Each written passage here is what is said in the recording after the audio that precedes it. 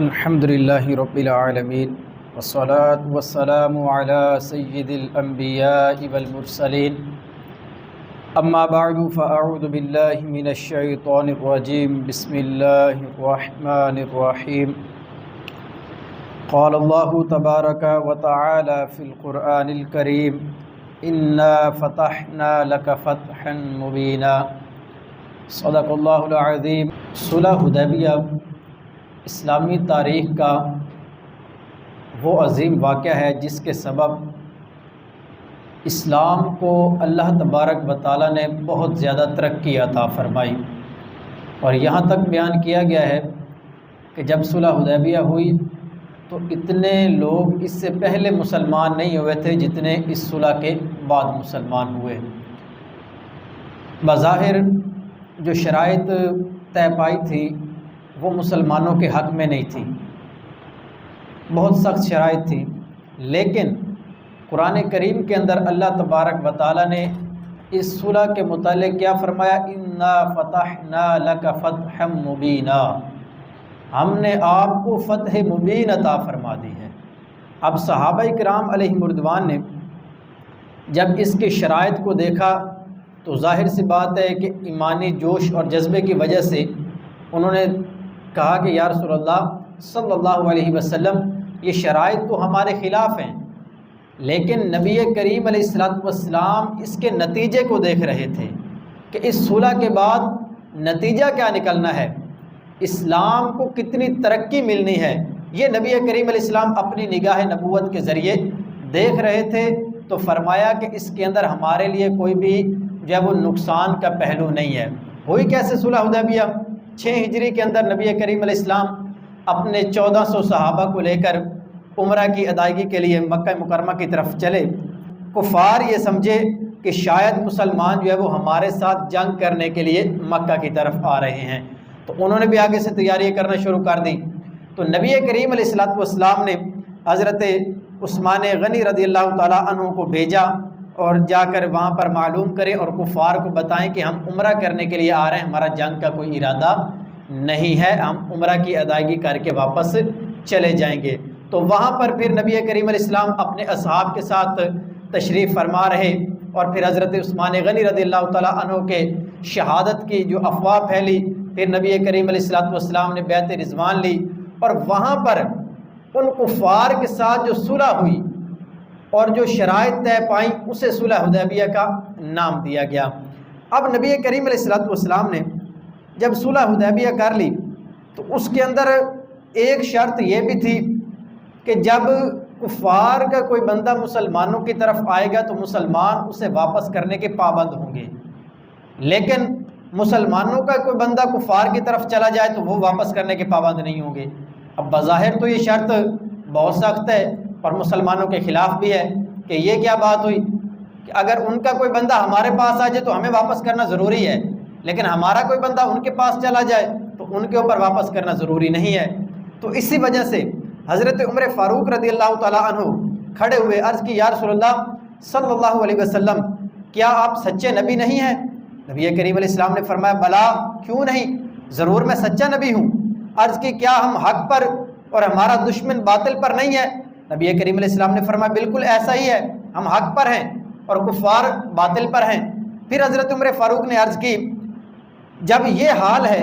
تو ہم اپنے دین میں اتنی کمتری کیوں کر رہے ہیں، ہم اتنی سخت شرائط پر ان کے ساتھ صلح کس وجہ سے کر رہے ہیں؟ تو نبی کریم علیہ السلام نے ارشاد فرمایا اے عمر، میں اللہ کا رسول ہوں، میں اللہ پاک کی نافرمانی نہیں کرتا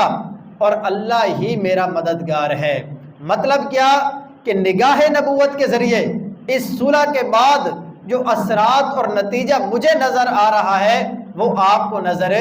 نہیں آ رہا، اور اس صلح کی وجہ سے اللہ تبارک و تعالیٰ نے اسلام کو کتنی ترقی عطا فرمانی ہے اور اسلام کتنا پھیل جائے گا اس کا آپ کو اندازہ نہیں ہے۔ اس وجہ سے ہم کفار کے ساتھ جو ہے وہ صلح کر رہے ہیں۔ یہ حکمت اور دور اندیشی کا فیصلہ تھا جو نبی کریم علیہ السلام نے ان کے ساتھ کیا، اور اللہ تبارک و تعالیٰ نے اس بظاہر نظر آنے والی شکست کے اندر مسلمانوں کو کیا ہے؟ فتح مبین عطا فرمائی۔ اب وہ فتح ملی کیسے؟ کیونکہ بظاہر تو ہمارے حق میں شرائط تھی نہیں، تو پھر وہ فتح کیسے مل گئی؟ اس کو علماء نے بڑے پیارے انداز کے اندر بیان فرمایا ہے۔ فرمایا کہ اس صلح کرنے کا فائدہ یہ ہوا کہ صلح سے پہلے جنگ کی وجہ سے نہ کفار مسلمانوں کے قریب آ سکتے تھے، نہ مسلمان کفار کے قریب جا سکتے تھے، تو کفار کو مسلمانوں کا انداز، عبادت کرنے کا طریقہ، نبی کریم علیہ السلام کے ساتھ محبت اور ارکان اسلام دیکھنے کا موقع ہی نہیں ملتا تھا، اس وجہ سے وہ اسلام سے دور رہتے۔ لیکن جب صلح ہو گئی،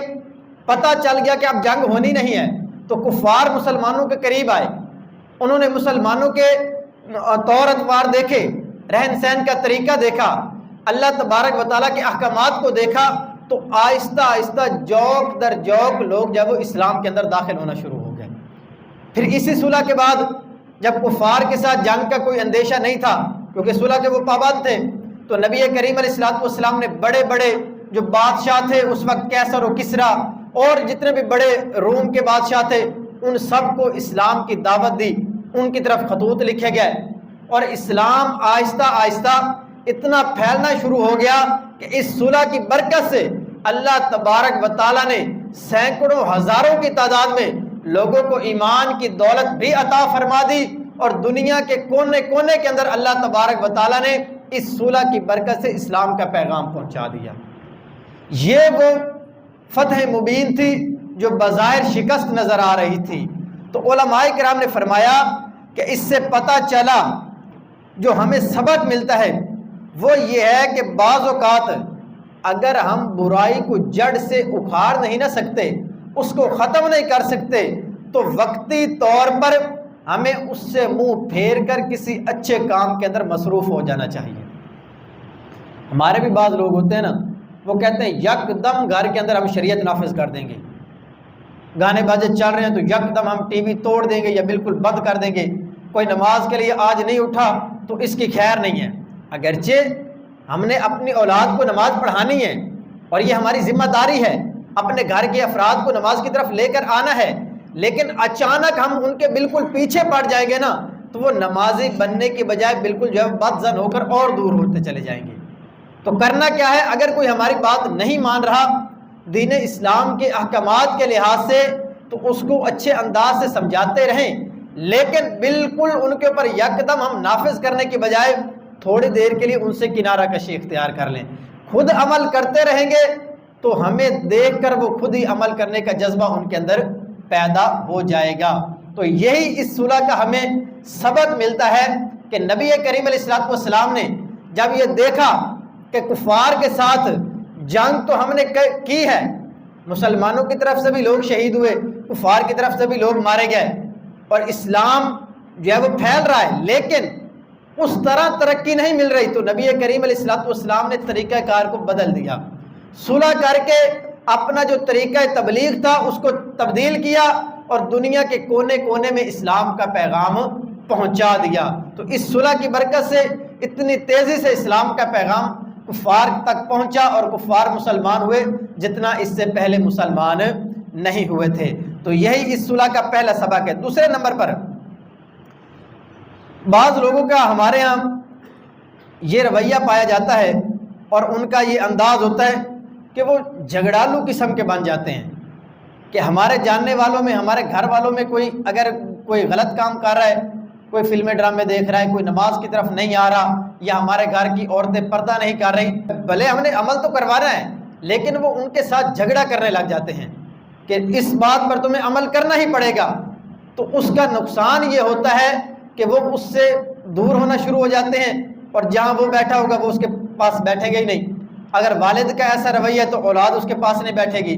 اگر بڑے بھائی کا ایسا رویہ ہے تو اس کے چھوٹے بھائی بہن اس کے پاس نہیں بیٹھیں گے۔ تو نقصان کیا ہوگا؟ نقصان یہ ہوگا کہ ان کو قریب کر کے جو ہم اچھی بات سکھا سکتے تھے وہ ہم سکھا نہیں سکیں گے، وہ ہم سے دور ہو جائیں گے، اور یہ سمجھانے کا جو ایک طریقہ تھا اور یہ دروازہ ہم بند کر کے ان کو اور جو ہے وہ ضد کے اوپر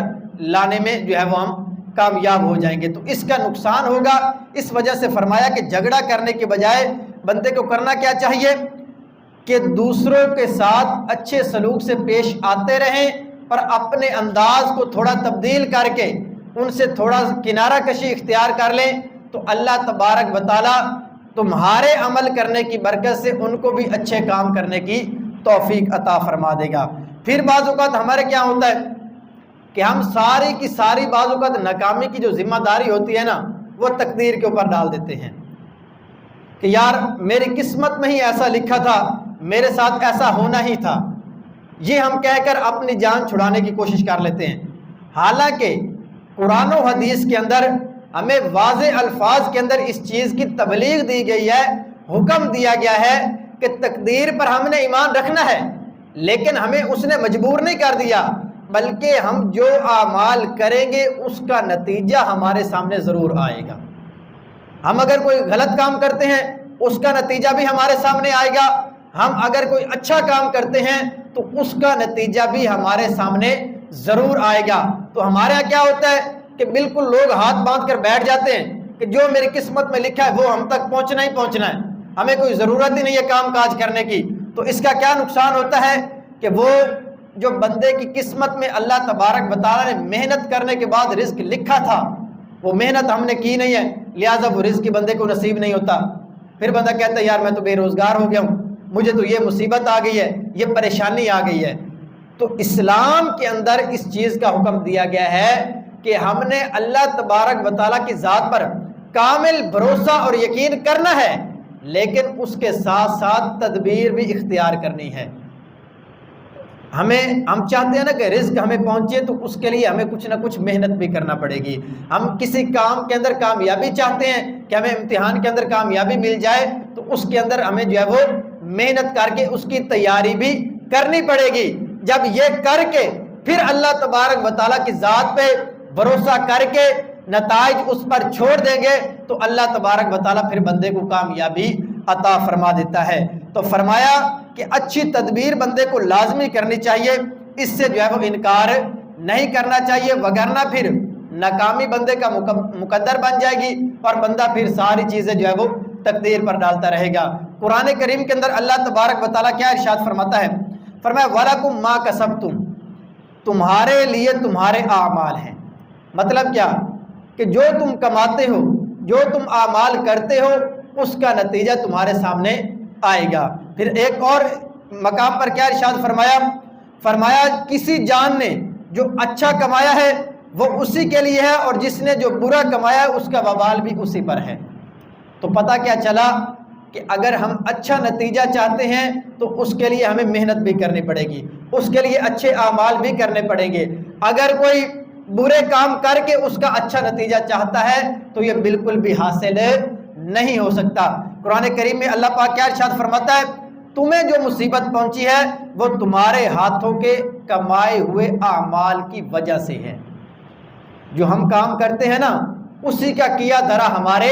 سامنے آتا ہے۔ تو فرمایا جو جس طرح کے اعمال کرے گا اس کے سامنے اسی طرح کا نتیجہ آئے گا۔ اگر وہ اچھے اعمال کرتا ہے، محنت کرتا ہے، پھر اللہ تبارک و تعالیٰ کی ذات پر کامل بھروسہ اور یقین کر کے نتیجہ اس کے کرم پر اور فضل پر چھوڑ دیتا ہے تو اللہ تبارک و تعالیٰ ایسے بندے کو کامیابی بھی عطا فرما دیتا ہے۔ تو ہاتھ باندھ کے بیٹھنے کا نام توکل نہیں ہے، توکل اور بھروسہ اس چیز کا نام ہے کہ ہم جو ہے وہ ساری محنت کرنے کے بعد پھر نتیجہ اللہ تبارک و تعالیٰ کی ذات پر چھوڑ دیں۔ اب کوئی بندہ گھر سے نکلا ہے، بائک کے اوپر وہ کہیں کام جا رہا ہے،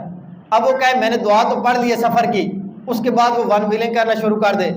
اور کہیں گر جائے اور چوٹ لگ جائے یا دنیا سے چلا جائے، تو اب اس کا یہ تو مطلب نہیں ہے کہ اس نے دعا پڑھ لی ہے تو اب اس کو کوئی نقصان پہنچ ہی نہیں سکتا۔ اس کا مطلب یہ ہے کہ دعا پڑھنے کے ساتھ ساتھ وہ اپنے آپ کو اچھے طریقے سے بائک کے اوپر لے کر بھی جائے، کوئی ایسا کام نہ کرے کہ وہ اپنے آپ کو خود ہی نقصان پر پیش کرنے والا ہو۔ جب اس طرح کرے گا تو پھر اللہ تبارک و تعالیٰ ایسے بندے کی حفاظت بھی فرمائے گا۔ تو اس لیے اسی طرح کوئی بندہ ہے وہ بالکل جو ہے وہ راستے کے اوپر اپنے جانور رات کو باندھ دیتا ہے اور کہتا ہے کہ میں نے تو آیت الکرسی پڑھ دی ہے، اب میرے جانور چوری ہو ہی نہیں سکتے۔ یہ توکل نہیں ہے، بلکہ یہ تو توکل کو ختم کرنے والی چیز ہے۔ توکل یہ ہے کہ بندہ چار دیواری کے اندر حفاظت کے ساتھ اپنے جانوروں کو باندھے، اس کے بعد جو ورد وظائف قرآن و حدیث میں بتائے گئے، آیت الکرسی وغیرہ وہ پڑھے تو پھر اللہ تبارک و تعالیٰ اس کے جان و مال کی حفاظت فرمائے گا۔ تو توکل جو ہے وہ ترک اسباب کا نام نہیں ہے کہ بندہ اسباب چھوڑ دے اور بیٹھ جائے کہ جو رزق ہے وہ میری جھولی کے اندر پہنچ جائے گا یا کھانا خود ہی میرے منہ کے اندر پہنچ جائے گا۔ تو ایسا بالکل بھی نہیں ہوتا۔ اللہ پاک نے ہمیں توکل کرنے کا حکم ارشاد فرمایا ہے، لیکن ساتھ ہی محنت کرنے کا اور اچھے اعمال کرنے کا حکم بھی ارشاد فرمایا ہے۔ جب محنت کریں گے، رزق حاصل کرنے کی کوشش کریں گے اور پھر اللہ تبارک و تعالیٰ کی ذات پر کامل بھروسہ اور یقین بھی کریں گے تو اللہ تبارک و تعالیٰ اس بندے کو روزی اور رزق بھی عطا فرما دے گا۔ یہی ہمیں اس صلح حدیبیہ کا سبق بھی ملتا ہے۔ اور پھر بعض اوقات ہمارا کیا ہوتا ہے کہ محنت کی کوئی نہیں، بس غفلت کے اندر دن گزارتے رہے، اب جب ناکام ہو گئے امتحان کے اندر یا جو ہے وہ رزق کمانے کے اندر محنت نہیں کی، اب جو ہے مصیبتیں پریشانیاں آ گئیں، پیسے پاس موجود نہیں ہیں اور اس طرح جو ہے بندہ مشکلات کے اندر گر گیا۔ اب تقدیر پر کیسے ڈالا جاتا ہے، یار وہ میں صبح نکلا تھا نا، میرے سامنے سے کالی بلی گزر گئی تھی، وہ اس وجہ سے مجھے یہ نقصان ہو گیا ہے، یار وہ میں فلاں بندے کو صبح میں نے دیکھا ہے، اس کے اوپر میری نظر پڑ گئی، اس وجہ سے میرا نقصان ہو گیا ہے۔ پھر ہم اس طرح کر کے نا اپنی تقدیر کے اوپر چیزیں ڈالنے کی کوشش کرتے ہیں، حالانکہ اللہ تبارک و تعالیٰ نے ہماری تقدیر کا فیصلہ اس بلی کے ہاتھ میں نہیں دیا، ہماری تقدیر کا فیصلہ کسی بندے کے ہاتھ میں نہیں دیا، بلکہ ہماری تقدیر کا فیصلہ ہمارے ہی ہاتھ میں دیا ہے۔ ہم اچھے طریقے سے کام کریں گے، اچھے اعمال کریں گے تو اس کا نتیجہ ہمارے سامنے ضرور آئے گا۔ یہ بلی سامنے سے گزرنے کی وجہ سے کوئی نفع نقصان بندے کو نہیں پہنچتا، یہ بدشگونی ہے اور اسلام کے اندر اس کو حرام قرار دیا گیا ہے۔ اگر کوئی بندہ یہ کہتا ہے کہ اس بلی کے گزرنے کی وجہ سے میرا نقصان ہو گیا ہے تو شرعاً یہ بدشگونی ہے اور ایسا شگون اسلام کے اندر ناجائز اور حرام کام ہے۔ خود ہی بندہ کوئی ایسا کام کر بیٹھتا ہے جس کی وجہ سے بندے کو نقصان ہوتا ہے تو بندے کو اپنے کاموں کے اوپر، اپنے اعمال کے اوپر توجہ دینی چاہیے، نہ کہ بندہ اس کا ملبہ کسی اور کے اوپر ڈال کے اور اپنے آپ کو بری ذمہ کرنے کی کوشش کرے۔ اللہ پاک ارشاد فرماتا ہے، فرمایا وَشَاوِرْهُمْ فِي الْأَمْرِ فَإِذَا عَزَمْتَ فَتَوَكَّلْ عَلَى اللَّهِ۔ کامیابی کا اصول بیان کیا گیا ہے کہ اگر کسی معاملے کے اندر کامیابی حاصل کرنا چاہتے ہیں تو قرآن کریم کا اصول کیا ہے؟ فرمایا کاموں میں ان سے مشورہ لیتے رہو، جب کسی بات کا پختہ ارادہ کر لو تو پھر اللہ تبارک و تعالیٰ پر کامل بھروسہ اور یقین رکھو۔ یعنی کوئی بھی ہم نے کام کرنا ہے تو پہلے اس کا نتیجہ ہمارے سامنے ہونا چاہیے، اس کے بارے میں کسی اپنے اچھے دوست سے، جاننے والے سے اس کے بارے میں مشورہ کر رہے ہیں، یار یہ میں کام کرنے جا رہا ہوں، اس کا مجھے فائدہ ہوگا یا نقصان ہوگا، اس کے بارے میں تدبیر کریں۔ پوری محنت کرنے کے بعد فرمایا فتوکل علی اللہ،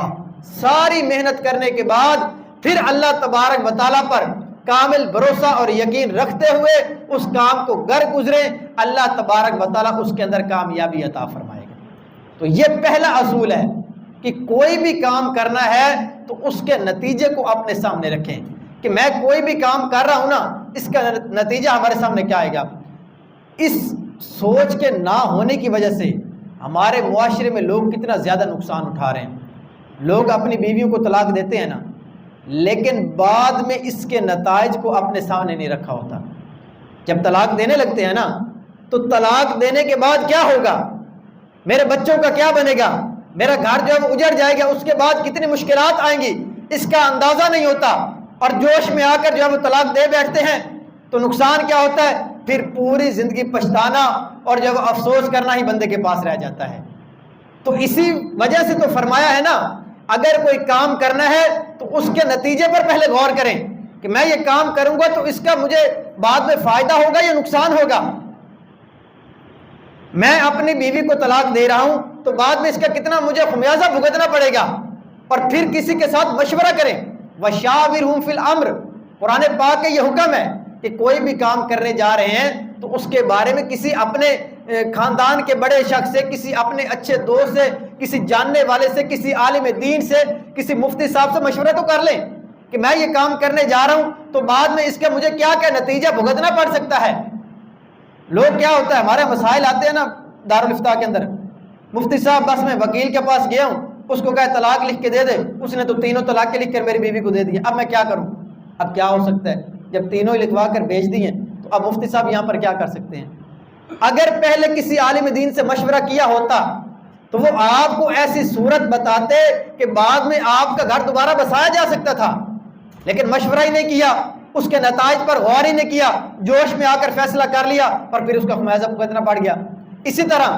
لوگ جوش میں آ کر لوگوں سے لڑائی جھگڑا کر لیتے ہیں، لوگوں کو قتل بھی کر دیتے ہیں، لیکن اس کے نتیجے پر غور نہیں کیا ہوتا کہ بعد میں اس کا انجام کیا ہوگا، بعد میں میرے ماں باپ کا کیا بنے گا۔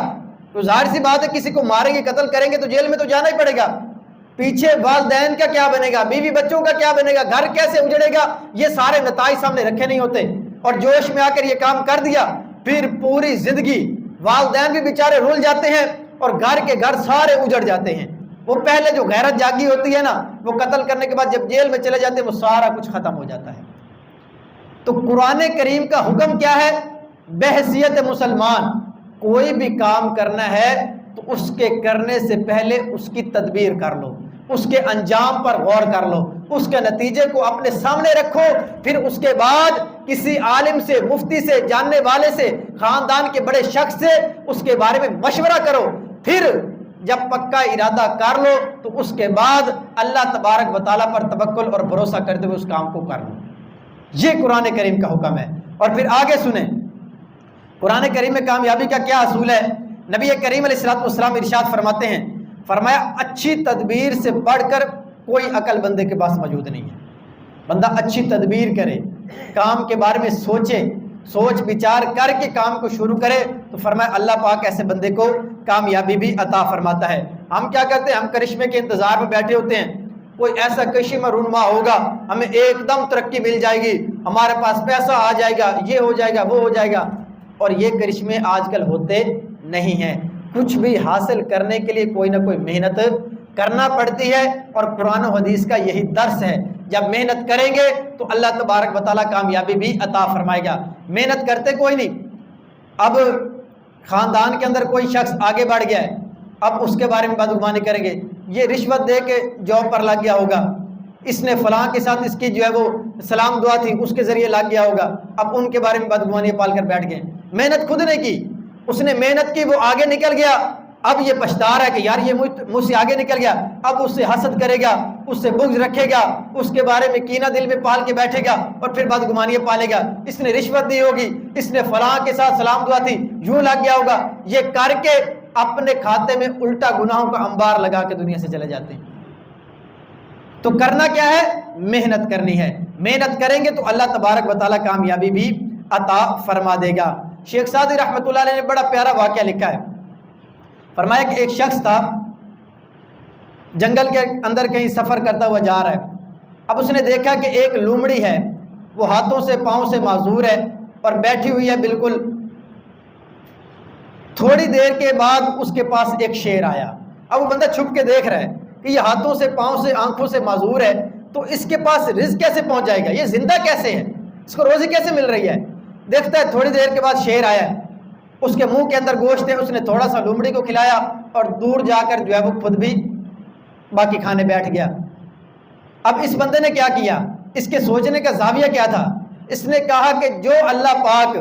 اس اندھی اور لولی لومڑی کو رزق دینے پر قادر ہے وہ مجھے بھی روزی اور رزق عطا فرما دے گا۔ وہ گیا اور مسجد کے ایک کونے میں لا کر آرام سے بیٹھ گیا۔ اب ایک دن گزرا، رزق آیا ہی کوئی نہیں، کہیں سے روٹی کھانے کی کوئی چیز ہی نہیں آئی۔ دوسرا دن گزر گیا، کوئی چیز نہیں آئی۔ جب تیسرے دن بھوک سے نڈال ہو گیا، اب اللہ تبارک و تعالیٰ کی بارگاہ میں دعا کی کہ باری تعالیٰ کوئی چیز کھانے کی عطا فرما دے، میں تو بھوک سے مر رہا ہوں۔ تو غیب سے آواز آئی کہ اے بندہ خدا، تو نے اس لومڑی کو تو دیکھا ہے کہ وہ ہاتھ اور پاؤں سے معذور ہے، اس کو شیر آ کر جو ہے وہ گوشت کھلا رہا ہے، تو نے اس شیر کی طرف غور کیوں نہیں کیا کہ جس نے محنت کی اور گوشت حاصل کر کے اس لومڑی کو بھی کھلایا، خود بھی کھایا؟ تو تجھے غور کرنا چاہیے تھا اس شیر پر، جا محنت کر، خود بھی روزی حاصل کر کے کھا اور دوسرے مسلمانوں کو بھی کھلا، اللہ تبارک و تعالیٰ تجھے برکتیں اور کامیابی عطا فرمائے گا۔ یہ ہے قرآن و حدیث کا درس کہ اب بندے کو کیا ہونا چاہیے کہ اپنے دوسرے مسلمانوں کے ساتھ بھی بندہ بھلائی کرے، ان کو کھلانے والا بنے، ان کو آرام اور سکون پہنچانے والا بنے۔ ایسا نہیں کہ بندہ خود ہی ہاتھ باندھ کر بیٹھ جائے کہ کہیں سے جو ہے غیب سے میرے پاس رزق آ جائے گا۔ اللہ تبارک و تعالیٰ نے اس دنیا کو اسباب کا گھر بنایا ہے، یہاں پر جو جتنی محنت کرتا ہے اللہ تبارک و تعالیٰ اسے اتنی ہی کامیابی عطا فرماتا ہے۔ جب تک مسلمان محنت کرتے رہے تو اللہ پاک نے ان کو عروج عطا فرمائے رکھا، پوری دنیا پر غلبہ تھا، نام تھا۔ یہ ساری طب حکمت، یہ ساری یونیورسٹیاں مسلمانوں کے پاس تھیں،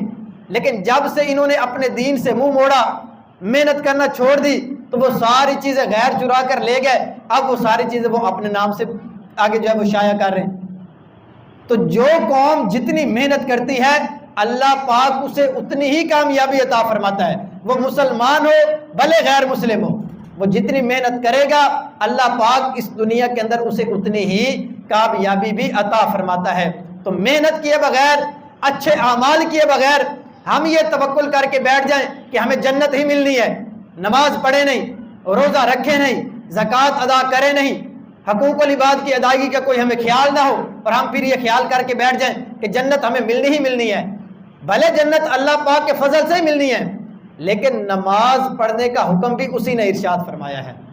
زکوٰۃ ادا کرنے کا حکم بھی اسی نے ارشاد فرمایا ہے، حقوق العباد ادا کرنے کا حکم بھی اسی نے ارشاد فرمایا ہے۔ اگر ہم اسی کی نافرمانی کر کے یہ توکل کر کے بیٹھ جائیں کہ جنت ہمیں مل جائے گی تو یہ ہماری خام خیالی ہے۔ جنت حاصل کرنے کے لیے دنیا کے اندر محنت کرنا بھی ضروری ہے، وہ محنت یہی ہے، نماز ادا کرنی پڑے گی، زکوٰۃ بھی اگر فرض ہے تو وہ ادا کرنی پڑے گی، حج فرض ہے تو وہ بھی کرنی پڑے گی، حقوق اللہ حقوق العباد ادا کریں گے تو ہی اللہ تبارک و تعالیٰ اپنی رحمت اور فضل سے جنت بھی عطا فرمائے گا۔ بغیر محنت کیے، بغیر اچھے اعمال کیے بس صرف بیٹھ جائے بندہ اور حرام کاریوں میں پڑا رہے، اللہ پاک کی نافرمانی کرتا رہے اور کہے جنت ہمیں مل جائے گی، تو فرمایا یہ اللہ تبارک و تعالیٰ کی ذات پر توکل نہیں ہے، بلکہ اللہ پاک کی نافرمانی ہے، اور اس نافرمانی کا نتیجہ دنیا میں بھی بندے کے سامنے آتا ہے اور آخرت کے اندر اس کی سزا بھی بھگتنا پڑے گی۔ قرآن و حدیث کا کیا درس ہے؟ نبی کریم علیہ الصلوۃ والسلام ارشاد فرماتے ہیں، فرمایا 3 افراد ہیں جن کی دعا قبول نہیں ہوتی۔ نمبر 1 فرمایا جو ویرانے مکان کے اندر قیام کرے، یعنی مثال کے طور پر کہیں بندے کو رات ہو گئی، وہ کھنڈرات کے اندر ہی جو ہے وہ وہاں پر جا کر رہ جاتا ہے، اب کوئی جانور کوئی چیز وہاں پر آ کر اس کے نقصان پہنچا دیتی ہے، اور وہاں بیٹھ کر وہ دعائیں کر رہا ہے، باری تعالیٰ مجھے میری حفاظت فرما، مجھے یہاں سے خیر خیریت کے ساتھ جو ہے وہ جانا نصیب فرما۔ فرمایا ایسے شخص کی دعا اللہ پاک قبول نہیں فرماتا۔ وجہ کیا ہے؟ وجہ یہ ہے کہ اس نے اسباب کو چھوڑ دیا ہے، خود ہی اپنے آپ کو موت پر پیش کر دیا ہے اور پھر بعد میں دعا کر رہا ہے، تو فرمایا ایسے شخص کی دعا اللہ پاک قبول نہیں فرماتا۔ دوسرے نمبر پر فرمایا وہ مسافر جو راستے کے اوپر قیام کرے۔ اب پچھلے زمانے میں یہ ہوتا تھا نا، پیدل سفر ہوتے تھے، فرمایا اب بندہ راستے کے اوپر ہی بغیر حفاظت کا سامان کے راستے پر بیٹھ جائے اور کہے کہ چور ڈاکوؤں سے اور دیگر جانوروں سے میں محفوظ ہو جاؤں، ایسے شخص کی دعا اللہ پاک قبول نہیں فرماتا۔ اب رات بھلے دعائیں کرتا ہے تعالیٰ میری حفاظت فرما، تو ایسے بندے کی حفاظت نہیں کی جاتی۔ وجہ کیا ہے؟ وجہ یہ ہے کہ اس نے اسباب کو ترک کر کے فقط جو ہے وہ دعا مانگی ہے، تو ایسے شخص کی دعا بھی اللہ پاک قبول نہیں فرماتا۔ تیسرے نمبر پر فرمایا وہ جو اپنا جانور خود چھوڑ دے، اب دعا کرے کہ باری تعالیٰ میرے جانور کو روک دے، تو فرمایا ایسے شخص کی دعا بھی اللہ پاک قبول نہیں فرماتا۔ یعنی اسباب کو چھوڑ کر بندہ فقط دعائیں کرتا رہے تو ایسی دعائیں اللہ تبارک و تعالیٰ قبول نہیں فرماتا۔ یہ واضح الفاظ کے اندر حدیث پاک میں بیان فرما دیا۔ محنت کر کے، اچھے اعمال کر کے پھر اللہ تبارک و تعالیٰ کی بارگاہ میں دعا کریں گے تو اللہ تبارک و تعالیٰ بندے کو کامیابی عطا فرماتا ہے۔ محنت چھوڑ کے اچھے اعمال بھی چھوڑ دے بندہ اور خود اپنے آپ کو موت پر پیش کر کے اب بندہ دعا مانگے، تو فرمایا ایسے بندے کی دعا اللہ پاک قبول نہیں فرماتا۔ تو قرآن و حدیث کا جو درس ہے، ہمارے آج کے بیان کا خلاصہ ہے، وہ یہی ہے کہ اللہ تبارک و تعالیٰ کی ذات پر ہم نے توکل اور بھروسہ کرنا ہے، لیکن اسباب کو نہیں چھوڑنا۔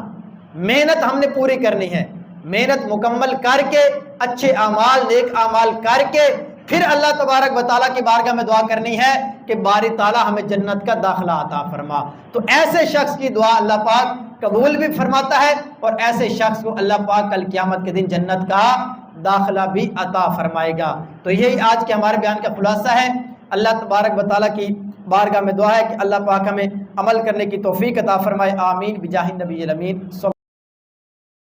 اللہ علیہ وسلم۔